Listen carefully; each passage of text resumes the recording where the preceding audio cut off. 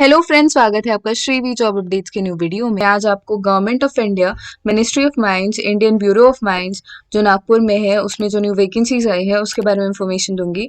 So if you are new please make sure you like share and subscribe to my channel. ये post है staff car driver की, जो ordinary grade की post है और इसमें टोटल 9 वैकेंसीज है और इसका जो पे स्केल है वो है लेवल 2 का, दैट इज 19,900 रुपीज़ टू 63,200 और ये डेप्यूटेशन बेसिस पे फिल किया जाएगा, re employment for arm forces personal.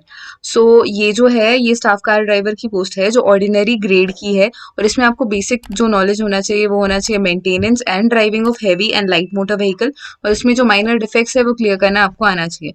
जो स्टाफ कार ड्राइवर की पोस्ट है उसके लिए कौन अप्लाई कर सकता है? तो अगर आप डिस्पैच राइडर की पोस्ट पे हो, ग्रुप सी की पोस्ट पे, कहीं पे भी सेंट्रल गवर्नमेंट में या फिर स्टेट गवर्नमेंट में या फिर यूनियन टेरिटरी में आप सर्व कर रहे हो और आप चाहते हो कि आप लेवल अप करो और आप अपने पेरेंट कैडर से बाहर काम करना चाहते हो, आप जहाँ पे भी काम करते हो उससे आप डिप्यूटेशन पीरियड पे हो, मतलब आप मिनिमम थोड़े टाइम के लिए आप बाहर सर्व कर सकते हो for a period of around 1, 2 और 3 इयर्स।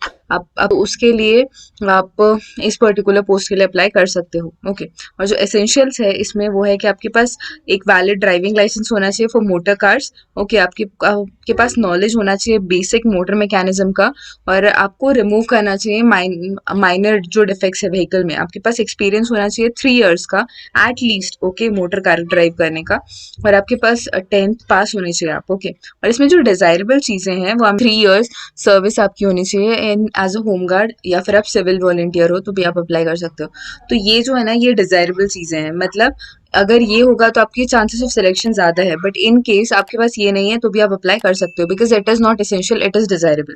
ओके, अब नेक्स्ट थिंग इसमें क्वालिफिकेशन का उन्होंने बताया है। अगर आप किसी भी कॉम्पिटेंट अथॉरिटी में आप सर्व कर रहे हो, आप अगर आर्मी, नेवी, एयरफोर्स किसी को भी बिलोंग करते हो या फिर आप सेंट्रल स्टेट गवर्नमेंट को बिलोंग करते हो, तो आप अगर अप्लाई करते हो इस पर्टिकुलर पोस्ट के लिए और अगर आपका कोई क्वालिफिकेशन कम है, तो क्वालिफिकेशन कम से हम लोग कह सकते हैं कि आपका एजुकेशनल क्वालिफिकेशन कम है, बिकॉज बेसिक जो एक्सपीरियंस है वो आपको आपके पास होना ही चाहिए। सर्टिफिकेट ना हो तो आपको बेसिक नॉलेज होना चाहिए। ओके, सो अगर आपके पास वो है तो आपको रिलैक्सेशन दिया जा सकता है आपके एजुकेशन से। Okay, and similar goes with SC ST candidates. उनके लिए अगर आप the number of applications less हो और अगर आपने अप्लाई किया है एंड आप एलिजिबल हो इसके लिए, आपके पास अच्छा नॉलेज है ड्राइविंग का, तो आपको आपके सिलेक्शन के चांसेस ज़्यादा है। ओके, सो नेक्स्ट थिंग अगर मैं आपको बताऊं तो डेप्यूटेशन और एम्प्लॉयमेंट बेसिस पे है ये, मतलब जैसे कि मैंने बताया था जो आर्मी पर्सनल है जो रिटायर हो रहे हैं या फिर जो ट्रांसफर पे हैं, ट्रांसफर पीरियड पे हैं फॉर 1 ईयर,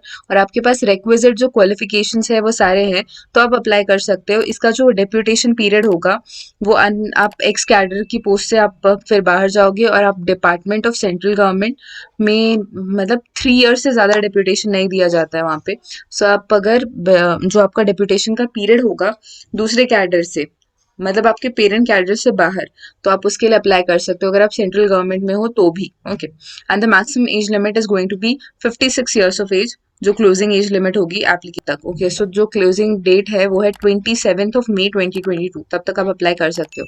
और जो डेप्यूटेशन पीरियड है इसका वो 3 इयर्स का है इनिशियली, और आपको सबसे पहले तो आपकी जो आपका जो डिपार्टमेंट है वहाँ से आपको पेरेंट डिपार्टमेंट से NOC लेना पड़ेगा। ओके, और अगर आप प्री मेच्योर, मतलब before completion of a period of 3 years आपको अगर वो छोड़ना है उस सर्विस को, तो आप मंथ्स इन एडवांस आपको एप्लीकेशन देना पड़ेगा और तब कर देंगे। ओके, जैसे कि यहाँ पे दिया है उन्होंने 3 मंथ्स इन एडवांस आपको नोटिस देना पड़ेगा। है ये आपको सेंड करना है इस पर्टिकुलर एड्रेस पे, ऑफलाइन है इसका mode.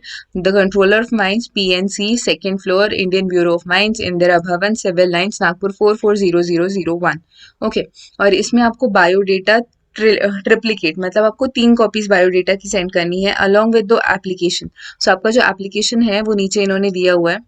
Okay, so this is the application. इसमें आपको भरना है नेम एंड एड्रेस आपका इन ब्लॉक, फिर आपका डेट ऑफ बर्थ, फिर आपका date of entry into service, अगर आप जिस भी सर्विस में हो वहाँ का आपका डेट ऑफ एंट्री, ताकि उन्हें पता चले कि आपका कितना ईयर्स आपने सर्व किया, minimum 3 years is required. Okay, और डेट ऑफ रिटायरमेंट जो है वो सेंट्रल एंड स्टेट गवर्नमेंट में के रूल्स के अकॉर्डिंग सारे क्वालिफिकेशंस, मतलब एक्सपीरियंस जैसे कि रिक्वायर्ड है तो वो सारा आपको लिखना है यहाँ पे। और जो ACP और MACP है वो पर्सनल होते हैं डिटेल्स, तो वो अगर आप नहीं नहीं मेंशन करो तो भी चलेगा, बट देन जो पे बैंड और ग्रेड पे है जो रेगुलर बेसिस पे है वो आपको मेंशन करना पड़ेगा, एप्लीकेशन कंप्लीट करना पड़ेगा और उसे आपको सेंड करना है।